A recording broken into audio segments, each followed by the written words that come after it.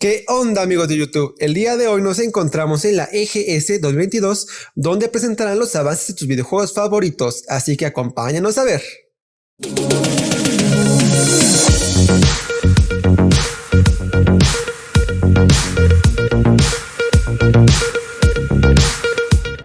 El día del evento fue el sábado 5 y domingo 6 de noviembre.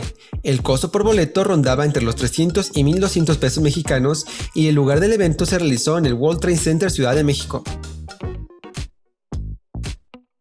Todo empezó hace 20 años.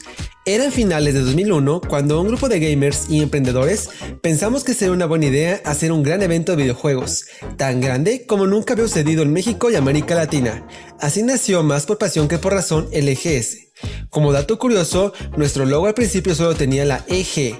Se nos hizo una buena idea hacerlo en el mes de mayo, ya que era a unos días del E3, el mega evento de Estados Unidos, y podríamos aprovechar a los visitantes de las empresas de videojuegos para que vinieran primero a México antes de su trayecto a Los Ángeles.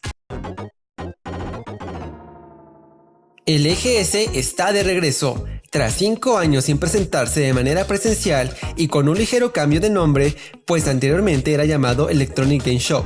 Para la edición 2022 el nombre será Entertainment Gaming Show RESPAW o simplemente EGS RESPAW.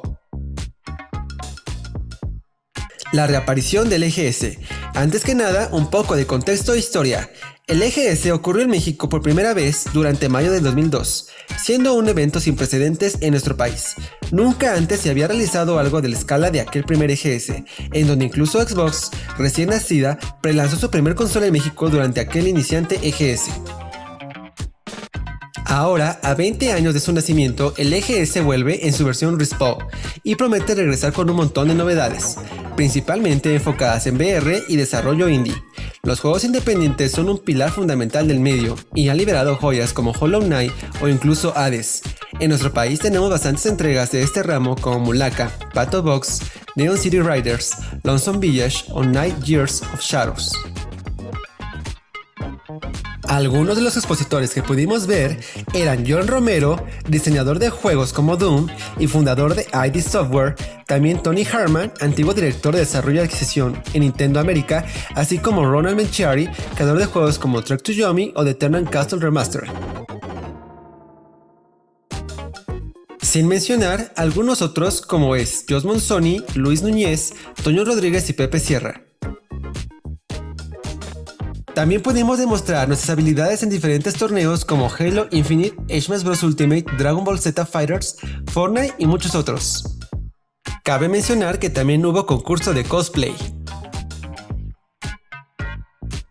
Los juegos del EGS 2022.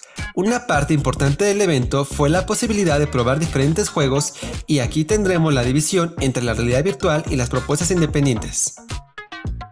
Entre los juegos de realidad virtual en el EGS 2022 tuvimos O-Shape, Big Bad Beer, Virtual Saucer Zone, Squash Up, Epic Roller Coasters, Great Rise to Glory, Richard Plank Experience, Sport Scramble, Yuki, Low On Yourself, The Lava Planet VR, VR Sport Arena, Beat Saber, Super Hot VR, Final Saucer VR. Entre los juegos indies en el EGS 2022 tuvimos Craftmania, Actual, Coal el Defensor, Los Túneles Perdidos, Deep Beyond, Dark Tales from Mexico, Wolf's Try, México 1921, Un Sueño Profundo, Sky Caravan, Super Mombo Quest, Kid Locker, Turn-Based Cyberpunk Action, World of Warships, No Place for Bravely, Trek to Yomi, Finally Animal Hay Simulator, Deathling, The Forest Quarter, The Time I Have Left, Beyond the Enigmas, Lucha Masters, Cucos los Pez, Moods, Good Machine, Shogun Cybernal Arena. ¿Y a todo esto, cómo surge el arcade?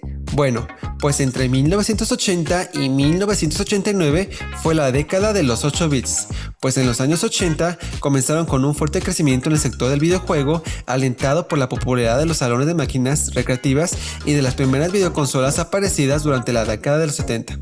Durante estos años destacan sistemas como Odyssey 2 de Philips, Intellivision de Mattel, ColecoVision de Coleco, Atari 5200, Commodore 64, TurboGrafx NEC. Por otro lado, en las máquinas recreativas triunfaron juegos como el famoso Pac-Man de Namco, Battlezone de Atari, Pole Position de Namco, Tron Midway o Saxon de Sega.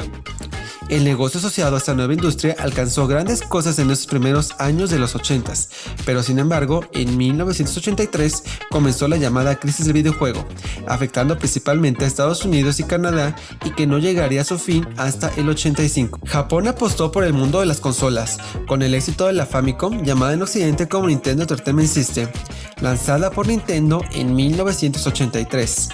Mientras que en Europa se decantaban por los microordenadores como el Commodore 64 o el Spectrum. A la salida de su peculiar crisis, los norteamericanos continuaron la senda abierta por los japoneses y adoptaron la NES como principal sistema de videojuegos. A lo largo de la década fueron apareciendo nuevos sistemas domésticos como el Master System de Sega, el Amiga Commodore y el 7800 de Atari, con juegos hoy en día considerados clásicos como el Tetris. A finales de los 80s comenzaron a aparecer las consolas de 16 bits como el Mega Drive de Sega y los microordenadores fueron lentamente sustituidos por las computadoras personales basadas en arquitecturas de IBM.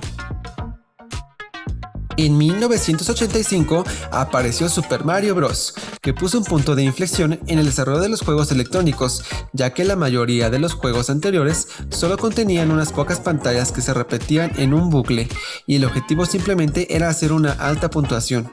El juego desarrollado por Nintendo supuso un estallido de creatividad. Por primera vez teníamos un objeto y un final en un videojuego. En los años posteriores, otras compañías emularon su estilo de juego. En el campo de las recreativas, destacaron videojuegos como Defender, Rally X, Dig Dog, Bubble Bobble, Gauntlet, Outrun o Shinobi, además de producirse un cambio en cuanto a la nacionalidad de los juegos, pasando a ser Japón la mayor productora. Otra rama de los videojuegos que creció con fuerza fue la de los videojuegos portátiles. Estos comenzaron a principios de los 70s con los primeros juegos completamente electrónicos lanzados por Mattel, los cuales difícilmente podían considerarse como videojuegos y fueron creciendo en popularidad gracias a conversiones de recreativas como las realizadas por Coleco o adictivos microvideojuegos como las Game & Watch de Nintendo. La evolución definitiva de las portátiles como plataformas de videojuegos llegó en 1989 con el lanzamiento de la Game Boy de Nintendo.